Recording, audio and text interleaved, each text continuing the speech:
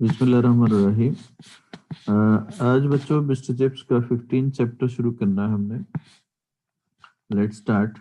Eight once on the night of the full moon, पूरे चांद की रात, a red war's warning given, a red की warning दी गई। ए रेड जब जहाज आने वाले हों दुश्मन को, तो उस वक्त जो है ना वो हुटर बजाया जाता है, जिस तरह से रमजान में फास्टिंग की टाइम होता है। तो इसको क्या कहते हैं? एयर रेड वार्निंग कहते हैं। was given while ships was taking its lower fourth farm, वो फोर्थ फार्म यानी फोर्थ दर्जे की क्लास ले रहा था लेटर में। द गन्स बिगेम ऑलमोस्ट इंस्टेंटली, फौरी तौर पे गन चलना शुरू हो गई, जो एंटी एयरक्राफ्ट गन्स होती हैं जहाजों के लिए। Instantly, immediately, and as there was plenty of sharpeners, बहुत सारे वो गोले गिरे। शार्पनर्स का मतलब शेल जो होते हैं, बॉम्ब होते हैं, फॉलिंग अबाउट आउटसाइड, इर्द गिर्द बाहर।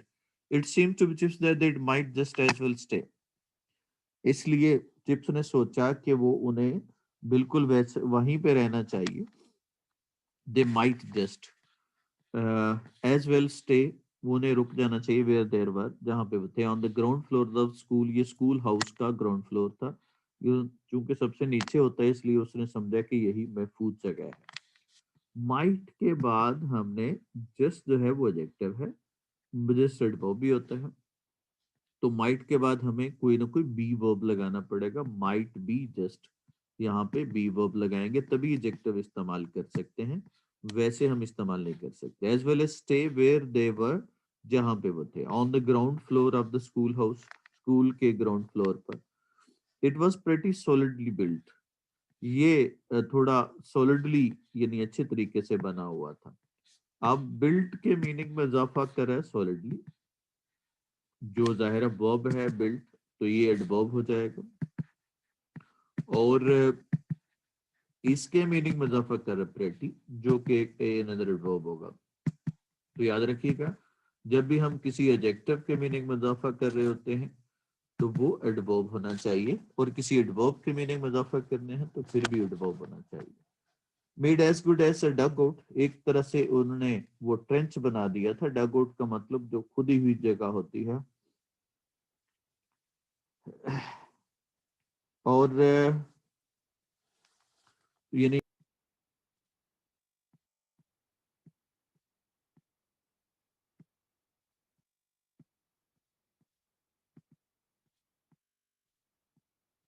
तो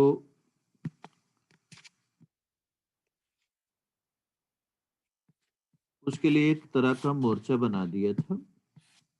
डग out as Brookfield could offer, जितना कि ज्यादा से ज्यादा बन सकता था ब्रुकफील्ड में। As far as the direct hit, अगर वो बराह रास्त उससे टकराता गोला, well they could not expect to survive, फिर बचने की कोई उम्मीद नहीं थी।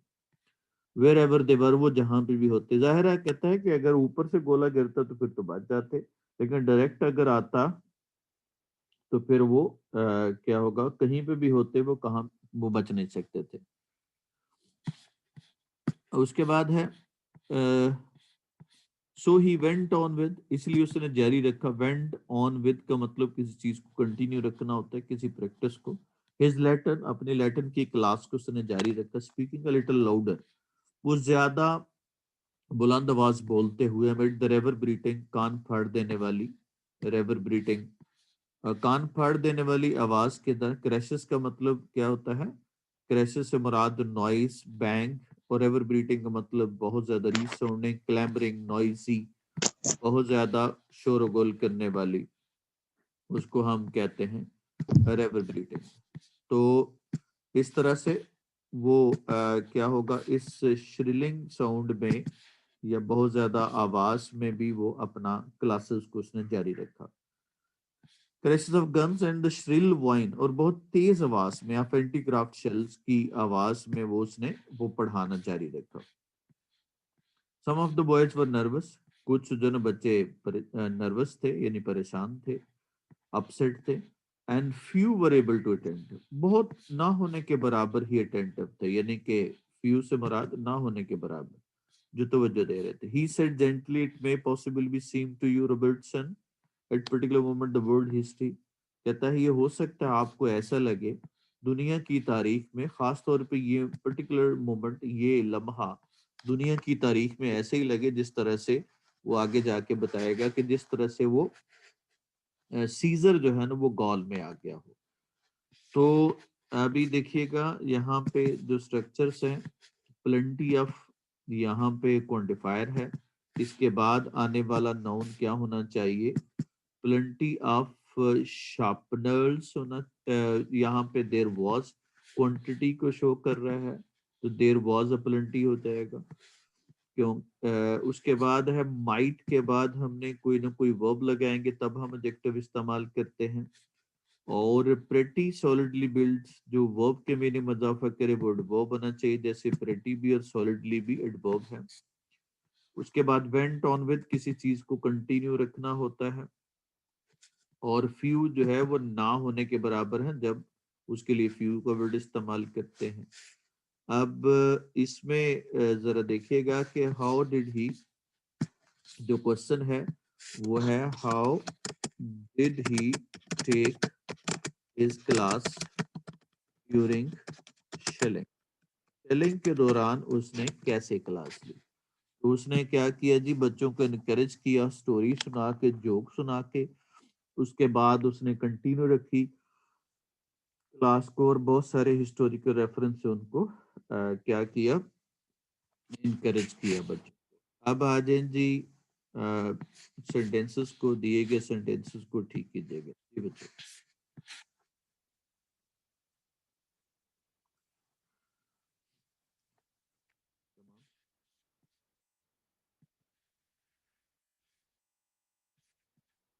I have got many change, I have got a 10 euro note।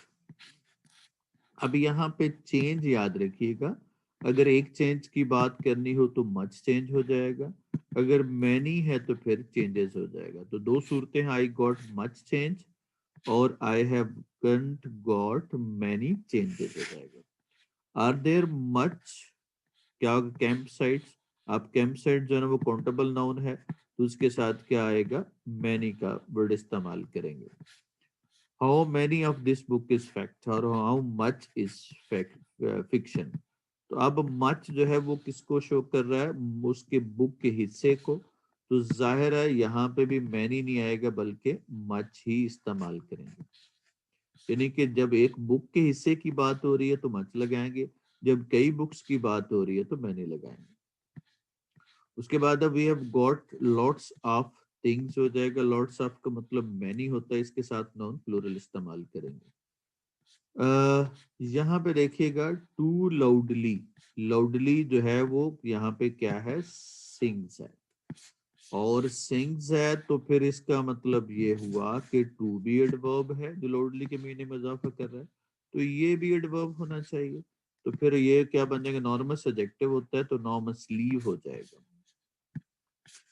Interesting, no one on the auction seemed interested. अब यहाँ पे इंटरेस्टिंग जो है यहाँ पे पूरे सेंटेंस के मीनिंग में इजाफा कर रहा है जो यहाँ से लेके यहाँ तक है, तो फिर ये एडवर्ब होना चाहिए। तो इसके लिए क्या यूज करेंगे, इंटरेस्टिंगली हो जाएगा, क्योंकि जब एडवर्ब के तौर पे इस्तेमाल करना हो तो इसके साथ एडवर्ब होगा, एडजेक्टिव नहीं लग सकता। इंटरेस्टिंग यहाँ पे एडजेक्टिव है, तो इस तरह से हमने इसका इस्तेमाल करना है। अब इस पे किसी का कोई क्वेश्चन हो इस पैराग्राफ में से तो पूछ सकता है जी, एनीवन। सर ये 5 वाला बता दें। 5 वाला मैंने बताया कि यहाँ पे नॉर्मस है ना, टू स्लोली। अब लाउडली बताया क्या किया फिलिप ने, सिंग किया, और टू जो है वो क्या होगा, वो टू क्या है, लाउडली किया। और एनॉर्मसली टू लाउडली जो है ना वो एनॉर्मसली हो जाएगा, क्योंकि एडवर्ब जो है वो एडवर्ब के फंक्शन में इजाफा करता है या एडजेक्टिव के फंक्शन में इजाफा करता है, मीनिंग में इजाफा करता है। तो इसलिए जब एडवर्ब के साथ आ रहा है तो नॉर्मस नहीं हो सकता, नॉर्मस एडजेक्टिव है और नॉर्मसली एडवर्ब है। जी, और कोई क्वेश्चन, चलें नेक्स्ट है triumph at the fair of Caesar in Gaul. कहता है ऐसे लगता है अगर हिस्ट्री में देखें तो जिस तरह से सीजर ने गॉल में किया था, ये गौलिक वार्स जो है, ये गौलिक ट्राइब्स थे 58 से 50 बीसी में, जो बड़ी ही ब्रूटल वॉर्स थी। और ये एरिया जो आज का बेल्जियम और फ्रांस है, इस एरिया के लोगों को गॉल्स कहते थे। और उनके खिलाफ सीजर ने लड़ा और उन पे फतह हासिल की और बड़ा ही जुल्म किया उसने। और सीजर कहता है ऐसे ही लग रहा है जैसे सीजर आज गॉल में है, यानी उस एरिया में है। सम 2000 years ago, 2000 साल पहले, around of somewhat secondary importance, आज उसकी अहमियत जो है कहता है कि वो दूसरे दर्जे की होगी है। And that of irregular conjunction, और ये क्या होगा, इरेगुलर जो गर्दान है, कंजुगेशन को मतलब होता है गर्दान, जो इसमें वर्ब जो है वो चेंज करता है पर्सन के हिसाब से। जैसे मैं गया, तुम गए, वो गई, हम गए, ये पर्सन के हिसाब से हो गया। वो गई, जाएगी, जाएगा, वो गया, वो गई। इस तरह से वो क्या करते हैं, इसको हम कंजुगेशन कहते हैं। तो कहता है वर्ब की गर्दान भी आज जो है ना वो इतनी इंपॉर्टेंस नहीं है। अब द वर्ब टोलो, टोलो का मतलब टेक अवे होता है, ये लैटिन का वर्ड इज मच। कहता है ये इसकी कोई अहमियत नहीं रहेगी, ना वो 2000 साल पुरानी बात की अहमियत रहेगी है, ना इस वक्त पढ़ने की अहमियत रहेगी। हम इवन लेस इम्पोर्टेंस, ये अभी अब जो है ये कम अहमियत वाली। But believe me of my dear Robertson, that is the really the case, not the case. ऐसी सूरत हाल नहीं है। Just then there came a particularly loud explosion, फिर एक बुलंद जो है वो धमाका हुआ। एक्सप्लोजन यहाँ पे नाउन है, तो लाउड उसका क्या हो गया, नाउन का क्वालिफायर क्या होगा, एडजेक्टिव होता है। अब जो पर्टिकुलरली लाउड है, तो ये पर्टिकुलरली लाउड के मीनिंग में इजाफा कर रहा है, तो ये एडवर्ब हो जाएगा। अब यहाँ पे हम पर्टिकुलर नहीं लिख सकते, बल्कि क्या होगा, पर्टिकुलरली हो जाएगा, क्योंकि वो किसी एडजेक्टिव के मीनिंग में इजाफा कर रहा है। क्वाइट नियर, बिल्कुल करीब ही। यू कांट जज द इम्पोर्टेंस ऑफ थिंग्स, आप चीजों की अहमियत का अंदाजा नहीं कर सकते by the noise they make, जिस जो शोर मचाते हैं। ओ डियर मी, नो, लिटिल चकल, फिर थोड़ी सी हंसी, and and these things that have mattered for thousand of years, ये हजारों सालों से ऐसे ही होता आ रहा है। Not going to be snuffed out, ये खत्म नहीं होने वाला, बिकॉज सम स्टिंग मर्चेंट, कुछ क्या होगा, ऐसे बदबू के सुदागर हैं। स्टिंग मर्चेंट का मतलब होता है ऐसे लोग जो मिसचीव करते हैं, जो शरारत करते हैं। स्टिंग से वैसे बदबू को भी कहते हैं। In his laboratory invent a new kind of mischief, यानी ऐसे लोगों को मिस्टर टिप्स कहता है स्टिंग मर्चेंट, वो लोग जो अक्सर अपने दिमाग में कोई ना कोई शैतानी आइडिया सोचते हैं, उनको वो क्या कहता है, स्टिंग मर्चेंट कहता है। अब thousand years of not going to snuffed out, ये हजारों साल खत्म नहीं हो जाएंगे, because some sting merchant in his laboratory invent a new kind of mischief, नई किस्म की शरारत वो सोच लेते हैं। ट्रेडर्स ऑफ नर्वस लाफ्टर, डेरी डेरी हंसी के जो ना वो लाफ्टर, बच्चे जो ना वो डेरे डेरे हंसते हैं। For buffles the pale lean medically unfit science master was nicknamed sting merchant, वहां पे बफल्स था, जिसका वो बड़ा कमजोर, पतला और मेडिकली अनफिट साइंस टीचर था, उसका निकनेम भी स्टिंग मर्चेंट पड़ गया था। बच्चों ने उसका नाम स्टिंग मर्चेंट रखा हुआ था। तो इस तरह से स्टिंग मर्चेंट उसका नाम पड़ गया। तो यहाँ पे जो क्वेश्चन है वो ये है कि हु वॉज, अगर हु वॉज आ जाए, ये दो तरह से आ सकता है स्टिंग मर्चेंट, तो ये क्या होगा, ये बफल्स था जो कि pale lean medically unfit science teacher था और उसका निकनेम था। और who are sting merchant, sting merchant कौन से हैं, तो इससे मुराद क्या होगा, वो लोग जो मिसचीव सोचते हैं अपने दिमाग में, उनको स्टिंग मर्चेंट्स कहा जाता है। तो ये उसके बारे में हो गया। ये दो तरह से सवाल आ सकते। अब जरा देखिएगा जी, इन सेंटेंसेस को जो मैंने अभी बताया, इससे आप करने से आपको आइडिया हो जाएगा कि यहाँ पे कौन सा स्ट्रक्चर इस्तेमाल करना है, एडवर्ब कैसे लगाना है। जी बच्चों,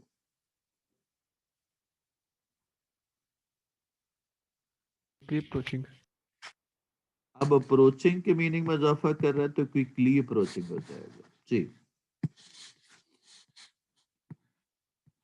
Mostly loved. मोस्टली लव्ड होगा, लव वर्ब है तो ये क्या होना चाहिए, एडवर्ब, तो मोस्टली हो जाएगा। Happily assist you. Happily assist. क्या होगा, happily Happily. Assist, assist verb है तो उसके मीनिंग में इजाफा करेगा, हैप्पीली हो जाएगा। Good. Unusually quick. Unusually quick, शाबाश। क्या होगा, अनयूजुअली हो गया क्योंकि क्विकली के मीनिंग में इजाफा कर रहा है।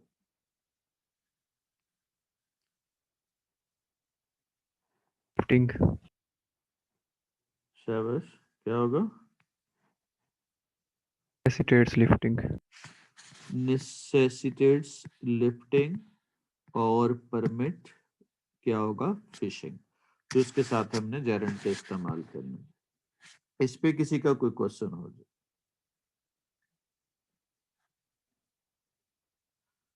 चलो जी, नेक्स्ट है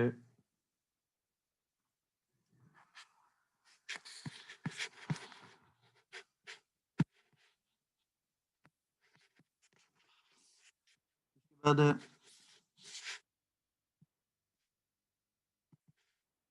another explosion here still, अभी भी एक और करीब से धमाका होता है। let us resume our work, चलो अपना काम शुरू करते हैं। resume का मतलब start again।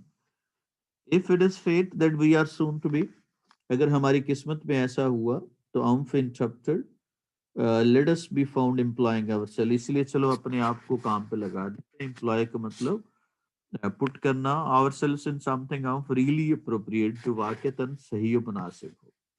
is there anyone who will volunteer, ऐसा है कि जो क्या होगा, बजाते खुद जो है तैयार होगा, वॉलंटियर होगा। यानी वॉलंटियर को हम कहते हैं विलिंग, जो बंदा खुद बजाते खुद तैयार, उसको हम कहते हैं। टू कंस्टिट्यू, इसको इंटरप्रेट करने में, कंस्टिट्यू का मतलब इंटरप्रेट करना, डिस्क्राइब करना। मैनर्ड, चबी, मोटा। Dauntless, brave, courageous, clever, and imprudent, थोड़ा सा गुस्ताख, cheeky, insolent. said I will sir मैं करूंगा। very good, turn to page 40, 40, page number 40 निकालो और begin at bottom line, नीचे वाली लाइन से शुरू हो जाओ। the explosion still continue, अभी भी explosion होते जा रहे थे, अभी भी चल रहा था। the whole building shook, पूरी बिल्डिंग ऐसे हिली as if being, गोया कि ऐसा हो जाए, being lifted off its foundation, वो अपने बुनियादों से उखड़ जाए। Merit found the page which was some way ahead, Meerut ने 40, पेज नंबर 40 से शुरू किया जो थोड़ा आगे था। एंड बिगेन, चलिए तेज आवाज में, नॉइजली जो है वो क्या होगा, शुरू हुआ। जिन वो आगे पढ़ता है, रेड बिगिनर, ये लैटिन है, ये आगे तर्जुमा भी है। This was a kind of fight, ये ऐसे ही फाइट है। कोसो जर्मन, इस तरह से, इन विच द जर्मन बिजीड देमसेल्फ, जो जर्मनों ने की, जिसमें इन्वॉल्वड हुए, ये जंग वैसी की वैसी है। यानी जर्मन ने तो चूंकि अब की थी जंग, अब उसी को वो रेफर कर रहा है। वो sir that's good, that's really very funny Indeed, वाकई बड़ा मजाहिया बात है।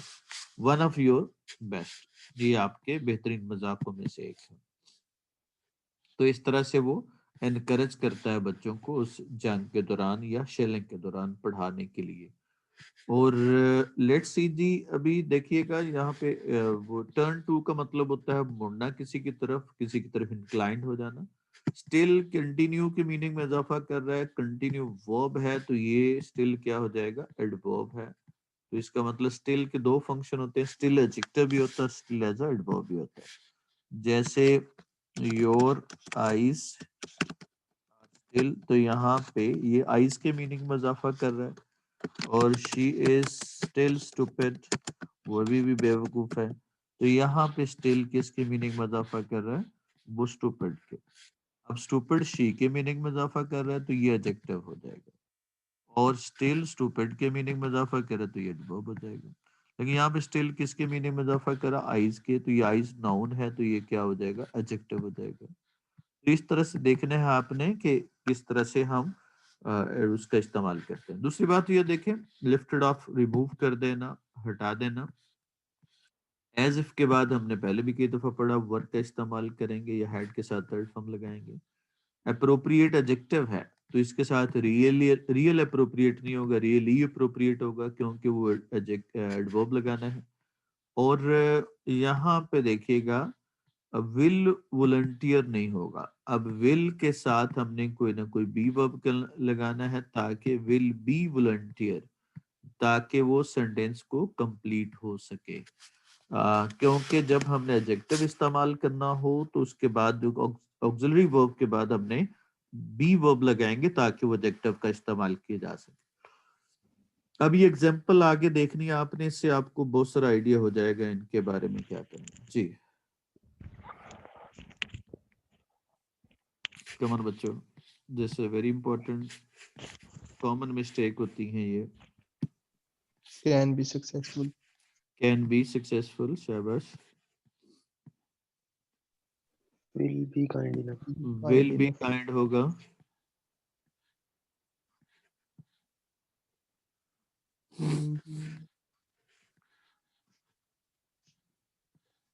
Much nice.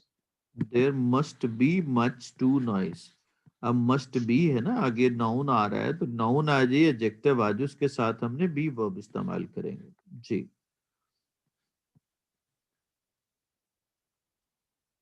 Could be true. Be true. Could be true, Must be Must conscious. be conscious. Must be conscious, Should be diligent. Should be diligent, May be available. May be available, one can Can be be. Alert. अब ये alert है, available है, diligent है, conscious है, true है, kind है, successful है, ये सब के सब क्या है, एडजेक्टिव है। तो एडजेक्टिव से पहले हम ऑक्सिलरी वर्ब को एडजेक्टिव के साथ इस्तेमाल नहीं कर सकते। एडजेक्टिव के साथ हम क्या होगा, वर्ब कौन सा लगेगा एडजेक्टिव से पहले, टू बी वर्ब लगेगा। जब टू बी वर्ब लगाना हो तो फिर हम एडजेक्टिव का इस्तेमाल करते हैं, अदरवाइज हम डायरेक्टली वर्ब के बाद एडजेक्टिव इस्तेमाल नहीं कर सकते, क्योंकि वर्ब के ऑक्सिलरी वर्ब के बाद क्या आना चाहिए, वर्ब आना चाहिए, मेन वर्ब आना चाहिए। ये तो था जी टेक्स्ट हमारा। Now come to the question, who will do it?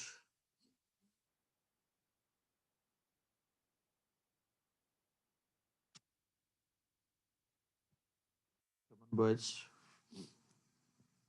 Bishop took his class even in shelling. He encouraged students. He made jokes and related incidents. He made them busy in doing interpretation.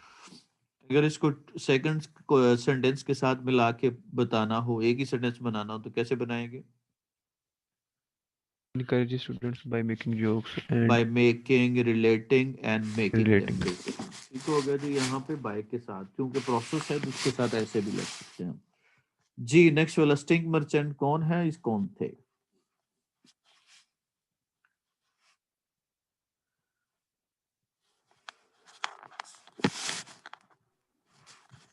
Chips called the mischievous scientists sting merchants because they invented weapons and bombs in laboratories, and it was also a nickname of Mr. Burrow, and he was lean and pale science teacher, and he was medically unfit. शाबाश, he was medically unfit। उसके बाद है जी, अब आ जाए जी correction पे।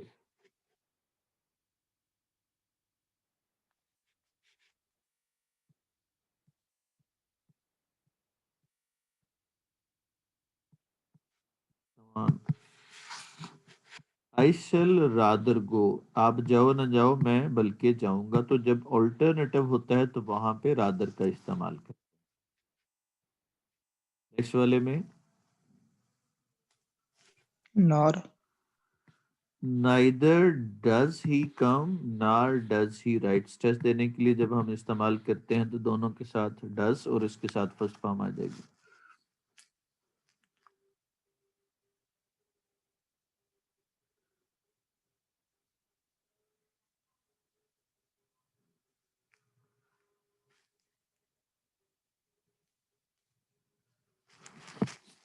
चलें, मेरा ख्याल है ये सारे के सारे आपको मुश्किल हैं। जरा हम इसके सॉल्यूशन के साथ देखते हैं। जब हमने शेल लगाना हो तो उसके साथ हम जब वेदर यू गो, जब ऑल्टरनेटिव नेगेटिव हो तो हम रादर इस्तेमाल करते हैं। नाइदर के साथ हम यूज करेंगे नाइदर नॉर, तो स्ट्रेस देने के लिए हम डज का इस्तेमाल करते हैं।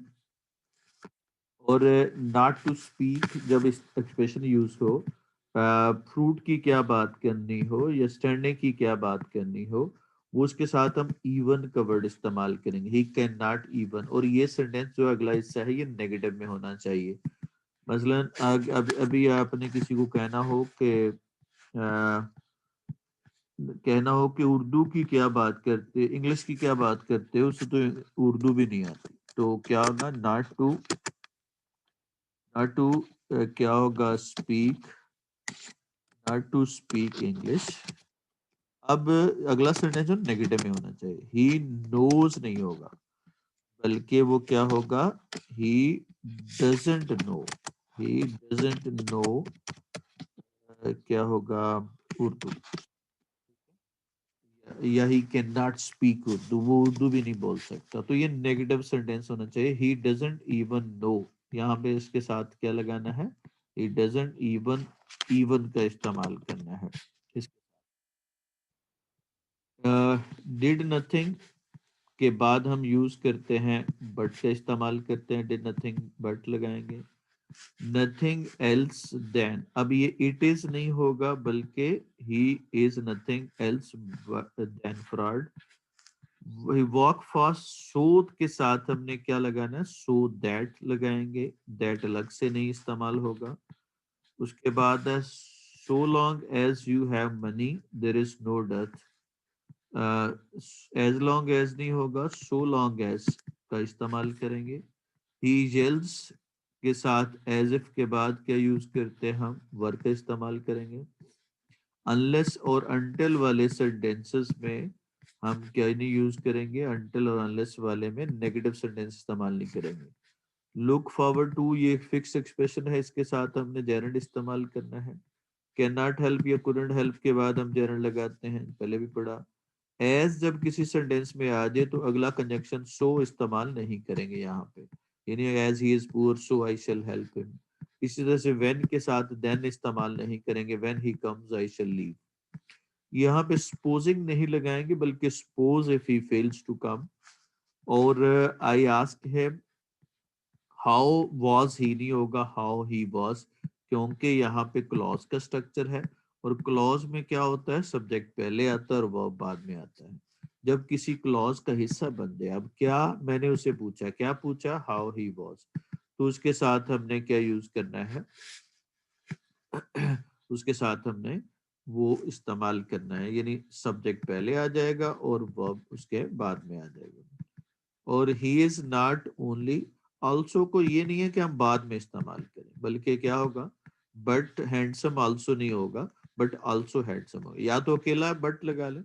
Not only vice, not only but handsome, ये ऐसे भी लग सकता है, या he is not only vice but also handsome, ऐसे भी हो सकता है, लेकिन ये नहीं हो सकता he is not only vice but handsome also.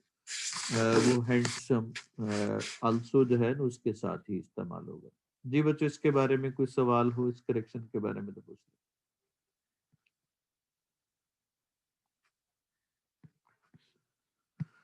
चलिए जी आगे चलते हैं।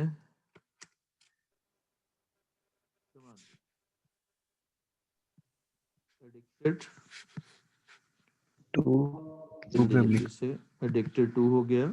Turn Dawn.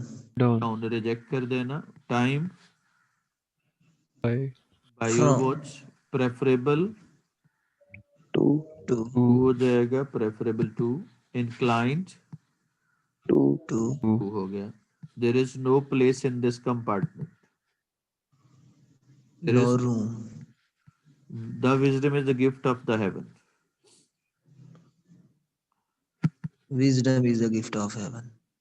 Of heaven, wisdom के साथ भी दा नहीं लगेगा और हेवन के साथ भी, ये दोनों एब्स्ट्रैक्ट नाउन हैं तो उनके साथ दा नहीं लगाएंगे। जी बच्चों, 2 3 1 तो क्या आ जाएगा, You. यू पहले आ जाएगा, यू ही and I. Common either you or I, अब कितने सब्जेक्ट है इसमें, यू और आई है, और आई के हिसाब से क्या हो जाएगा, एम आ जाएगा। Yeah, bro. और उसके बाद अ साइट वर्थ सीइंग, ये हमने पहले भी कई दफा पढ़ा। अब आ जाते हैं जी सिंपल सा पैराग्राफ है, मेरा गांव है, इंफॉर्मेशन है। यहाँ पे हमने क्या यूज करेंगे, इट इज माय विलेज, ये खूबसूरत गांव है, ये सब्जेक्ट है, और क्या है इंफॉर्मेशन क्या है, खूबसूरत गांव है, तो it is a beautiful village. गांव के इर्द गिर्द हरे भरे खेत हैं। अब किसके बारे में बात हो रही है, हरे भरे खेत के बारे में क्या बात हो रही है कि वो हैं। तो जब किसी चीज की मौजूदगी के बारे में बताना हो तो हम देयर का इस्तेमाल करते हैं।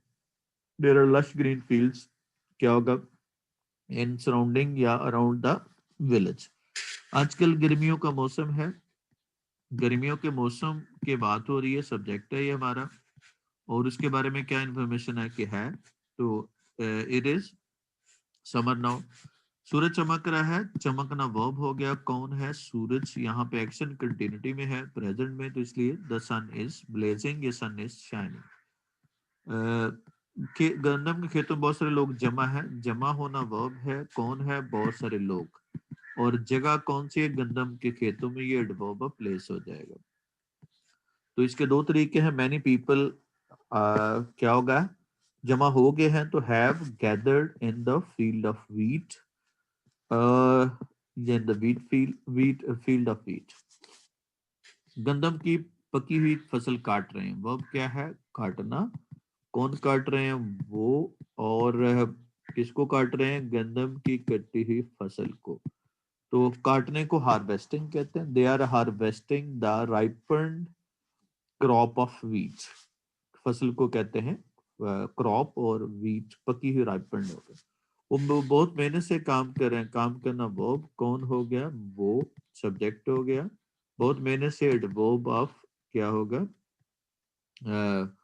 क्या होगा, मैनर, यानी कैसे कर रहे हैं बहुत मेहनत से। तो अब चूंकि इस वक्त काम कंटिन्यूटी में है, they are working very hard. तपते हुए सूरज के नीचे काम करना आसान नहीं, आसान होना इंफॉर्मेशन है, और क्या इंफॉर्मेशन नहीं है, क्या आसान नहीं है, काम करना, और काम करना क्या हो गया, इन्फिनिटिव एज अ सब्जेक्ट हो गया, यानी इन्फिनिटिव एज अ सब्जेक्ट हो जाएगा, तो उसके लिए काम करना। और क्या होगा, ये दो तरह से हम कर सकते हैं, working in the blazing sun is not easy, to work in the blazing sun is not easy, या it is not easy to work in the blazing sun. लेकिन वो बहुत खुश हैं, बट ये कनेक्शन है, उसके साथ कंट्रास्ट डेवलप कर रहा है, वो बहुत खुश हैं, खुश होना इंफॉर्मेशन है, कौन है, वो, तो वो जो है ना हमारा क्या हो जाएगा, सब्जेक्ट हो जाएगा। तो but they are very happy, ये फसल उन्होंने कई मेहनत के बाद हासिल की है, हासिल करना क्या हो जाएगा, वर्ब है, कौन हासिल किन्होंने की है, उन्होंने, किसको किया है, ये फसल को, तो कैसे की है, टाइम कौन सा है उसका, कई महीनों की मेहनत के बाद ये उसका टाइम है। तो अब हासिल कर ली है, तो सेंटेंस क्या हो जाएगा, परफेक्ट टेंस हो जाएगा। They have they they have got this crop after the hard work of, क्या होगा, after the hard work of many months, कई महीनों की मेहनत के बाद की। अब वो फसल काट रहे हैं, काटना वर्ब हो गया, कौन, वो, किसको, फसल को, तो फसल ऑब्जेक्ट हो गया। Now they are harvesting the crop, कल वो बोसे से दाने अलग करेंगे, अलग करना वर्ब, कौन, वो, किसको अलग करेंगे, दानों को, ऑब्जेक्ट हो गया, और इसका कॉम्प्लीमेंट क्या है, वो दाने से, बोसे से। तो अब ये कल की बात अभी कर रहा है, तो दे विल क्या होगा, सेपरेट, क्या होगा, ये segregate grains from the chaff, बोसे बोसे से, दाने वो खुद खाएंगे, वो क्या होगा, वर्ब खाना, और कौन, वो, किसको, दाने को, they will, they themself, they will क्या होगा, they themselves will eat the grains, और बोसा अपने जानवरों को खिलाएंगे, फीड करना, खिलाना, और वो किसको, बोसे को और अपने जानवरों को, तो ये दोनों ऑब्जेक्ट हो गए। तो they will feed their animals with क्या होगा वो शेड। इस तरह से हमने क्या यूज करना है, उसका इस्तेमाल करना है। कोई सेंटेंस की समझ ना आई हो बच्चों तो सब पूछ। सर आखिरी वाला सेंटेंस बता दें। दाने वो खुद खाएंगे। अब यहाँ पे खाना है ना, वो अब कौन खा रहे हैं वो, तो खुद के लिए हमने स्ट्रेस देने के लिए रिफ्लेक्स एम्फेटिक प्रोनाउन यूज करते हैं themselves, they themselves will eat the grains। और बोसा अपने जानवरों को खिलाएंगे। वो अब क्या है, खिलाना कौन खिला रहे हैं, वो किसको, बोसे को और अपने जानवरों को। तो दे एंड क्या होगा, feed the sheaf to their animal या फीड देयर एनिमल्स क्या होगा विद शेफ। ठीक हो गया। और कोई क्वेश्चन किसी का? चलें बच्चों, अल्लाह हाफिज।